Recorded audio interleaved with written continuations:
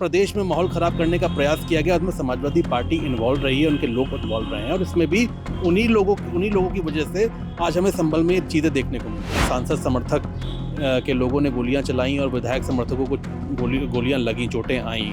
नेता प्रतिपक्ष माता प्रसाद पांडे उन्होंने भी कहा कि क्या सुबह उठकर किसी को याद आ गया कि आज मैं तुर्क हूँ, या सुबह उठकर किसी को याद आ गया आज मैं पठान हूँ, क्या वो 22 तारीख को ही वो याद आ गया?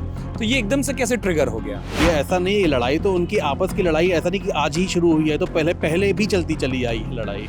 मेन लड़ाई उनके वर्चस्व की थी, लेकिन उसे शो किसी और तरीके से किया जा रहा है। समाजवादी पार्टी के प्रमुख नेता हैं वो जियाउर रहमान बर्क को बिल्कुल बगल में रखकर बोल रहे थे कि हमारे सांसद को फंसाया जा रहा है, सपा को फंसाने की साजिश है। मूल रूप से विषय राजनीतिक ज्यादा हो गया है। अब देखिए, ये तो समाजवादी पार्टी को देखना चाहिए कि वो किसको बगल में खड़ा किए हुए हैं। उन लोगों को बगल में खड़ा किए हुए हैं जो उकसाते हैं वहाँ पे लोगों को, जिनके समर्थक वहाँ पे गोली चलाते हैं, जिनके समर्थक वहाँ पत्थरबाजी करते हैं। उत्तर प्रदेश सरकार में मंत्री नितिन अग्रवाल जी मेरे साथ मौजूद हैं और संभल से लेकर तमाम ऐसे विषय हैं जिस पर बड़ी मुखरता से, प्रखरता से आप बात कर रहे हैं। कुछ एक बातें हैं और आज आपके नाम का जिक्र ऐसा लग रहा है कि आस में ही और आपके घर के पास में समाजवादी पार्टी का दफ्तर है, वहाँ तक गूंजी हैं। सबसे पहले संभल से शुरू करते हैं साहब। संभल पर जो घटनाएं हुई उस पर आपने एक बात कही कि संभल की घटना को उस रूप में न देखा जाए जैसे प्रसारित किया जा रहा है। ये दो समुदायों की या दो धर्मों की लड़ाई तो कतई नहीं है। क्या मामला है?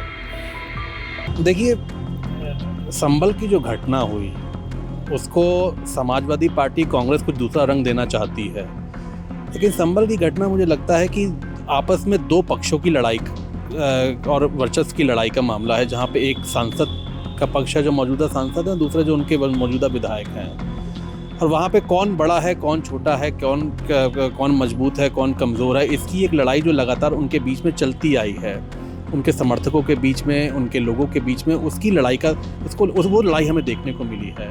आपने देखा होगा कि अगर वहाँ पे गोली चली तो वहाँ पे सांसद समर्थक के लोगों ने गोलियां चलाई और विधायक समर्थकों को गोलियां लगी, चोटें आईं।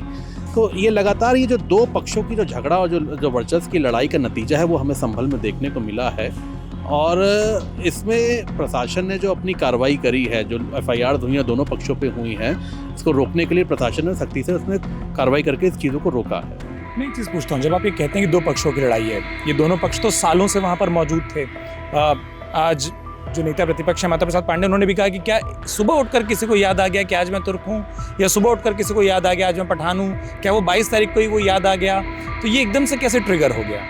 नहीं, अब देखिए, ऐसा है कि एक कोई तुर्क के लिए तो देखिए, आप अगर इतिहास पढ़ेंगे तो बाहर से आए हुए लोग हैं वो लोग, और ये कोई संघर्ष तो लगातार चलते आ रही है। ऐसा नहीं, ये लड़ाई तो उनकी आपस की लड़ाई ऐसा नहीं कि आज ही शुरू हुई है, तो पहले भी चलती चली आई लड़ाई। आज उन्होंने एक इशू को, जो माननीय न्यायालय ने कोई एक आदेश किया था, उस इशू को बनाते हुए, और इन आपस के ये दो समुदाय टकरा गए आपस में, तो मेन लड़ाई उनके वर्चस्व की थी, लेकिन उसे शो किसी और तरीके से किया जा रहा है, जो सत्यता नहीं है।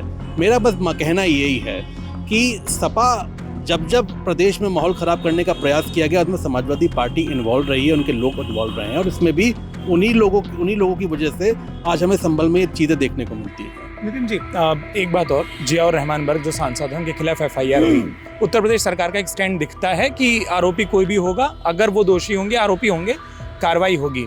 समाजवादी पार्टी का स्टैंड भी आपने देखा होगा, आप बिल्कुल उस बात पर नजर रखते हैं कि कैसे पार्लियामेंट में जो समाजवादी पार्टी के प्रमुख नेता हैं वो जियाउर रहमान बर्क को बिल्कुल बगल में रखकर बोल रहे थे कि हमारे सांसद को फंसाया जा रहा है, सपा को फंसाने की साजिश है। मूल रूप से विषय राजनीतिक ज्यादा हो गया है।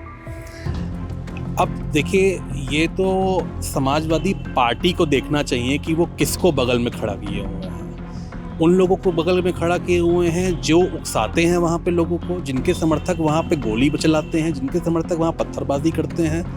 अगर उन लोगों के साथ समाजवादी पार्टी अपने आप को खड़ा दिखाती है, तो स्पष्ट है ये कि समाजवादी पार्टी उन दंगाइयों के साथ पूरी तरीके से खड़ी है, और पार्टी भी इन दंगों में इन्वॉल्व है जो वहाँ पे माहौल ख़राब करने का प्रयास किया गया है।